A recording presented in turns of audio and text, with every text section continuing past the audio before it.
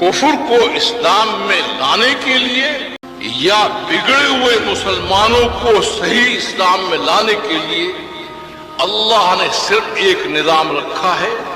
اس نظام کا نام ہے دعوت و تبلیغ.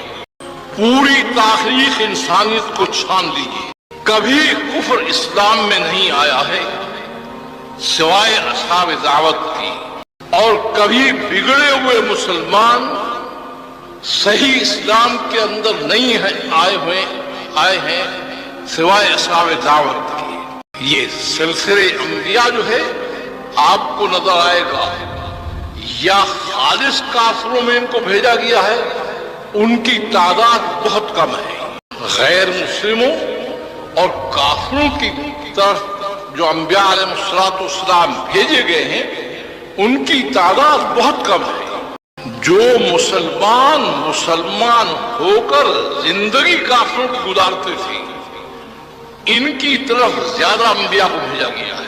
اکثریت انبیاء کی وہ ہے جو ایسے مسلمانوں کی طرف بھیجی گئی ہے جو مسلمان ہو کر اللہ پر ایمان رکھتے ہوئے، اللہ کی کتاب پر ایمان رکھتے ہوئے، اللہ کے رسول پر ایمان رکھتے ہوئے، اللہ کے دین پر ایمان رکھتے ہوئے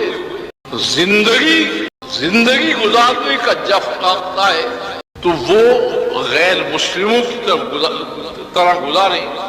ان کی طرف جو انبیاء بھیجے گئے ہیں ان کی تعداد بہت زیادہ ہے. اور اگر آپ تاریخ میں تلاش کریں گے تو آپ کو ایک چیز عجیب نظر آئے گی، یا خالص مسلمان آپ کو پوری دنیا پر چھائے ہوئے نظر آئیں گے، یا خالص کافر آئیں گے. اس دنیا کے نظام میں اللہ کا جو نظام ہے وہ کیا ہے؟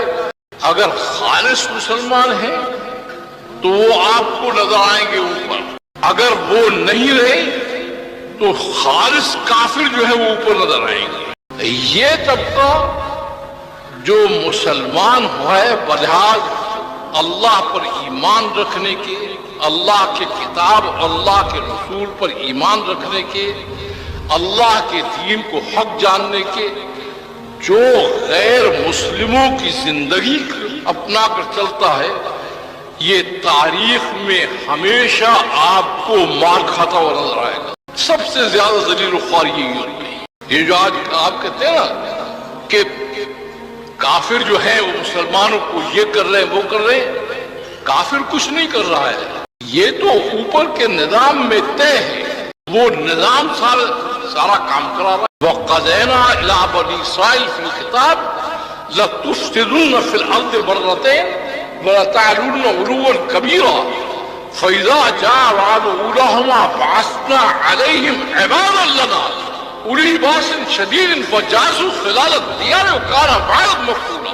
کہتے ہیں یہ انہوں نے تمہارے ساتھ تھوڑی کیا ہے، کان وعدًا مفعولا. یہ نظام میں طے ہے یہ بات کہ مسلمان ہو کر زندگی غیر مسلم کی گزارے، شکلیں ان کی بنائے، کھانے پینے کا راستہ ان کا اختیار کرے، رہنے سہنے کے طریق ان کے اختیار کرے. کہتے میری غیرت اس کو ہوا نہیں کرتی، اس لیے افتؤمنون ببعض الکتاب وتکفرون ببعض فما جزاء من يفعل ذلك منكم الا خزي في الحیاة الدنیا ویوم القیامة یردون الی اشد العذاب. کہا تم بعض کتاب پر ایمان لاتے ہو، بعد کا کفر کرتے ہو. اس کے مفسرین نے لکھا ہے کہ وہ انکار نہیں کرتے تھے، وہ کیا کرتے تھے کہ جب وقت آتا تھا ماننے کا کہتے تھے اللہ کو بھی مانتے ہیں، اللہ کی کتاب کو بھی مانتے ہیں، اللہ کے دین کو بھی مانتے ہیں، اللہ کے رسول کو مانتے ہیں. اور جب چلنے کا وقت آتا ہو تو غیر مسلموں کی زندگی گزارتے تھے. اب اس کے لیے کیا کہا ہے کہ دنیا میں ان کو سب سے ذلیل اور خوار رکھنا یہ میری ذمہ داری ہے. اللہ کہتے ہیں اب کون عزت دے؟ بنائے جاؤ منصوبے، آپ اسکیمیں چلائے جاؤ، شور مچائے جاؤ، بنتا کیا اس سے؟ تو جب امتیں اس میں پھنستی تھی تو ان کے دماغ میں ایک فطور آتا تھا، اس میں پھنستی تھی اور کافر پڑھائی کرتے تھے تو ان کے دماغ میں آتا کیا کہتے ہیں، ہم بہرحال مسلمان تو ہیں. وہ یہ کہتے ہیں ہم بہرحال مسلمان تو ہیں، وہ تو کافر ہیں. اب ضابطہ جو ہے وہ معلوم نہیں تھا.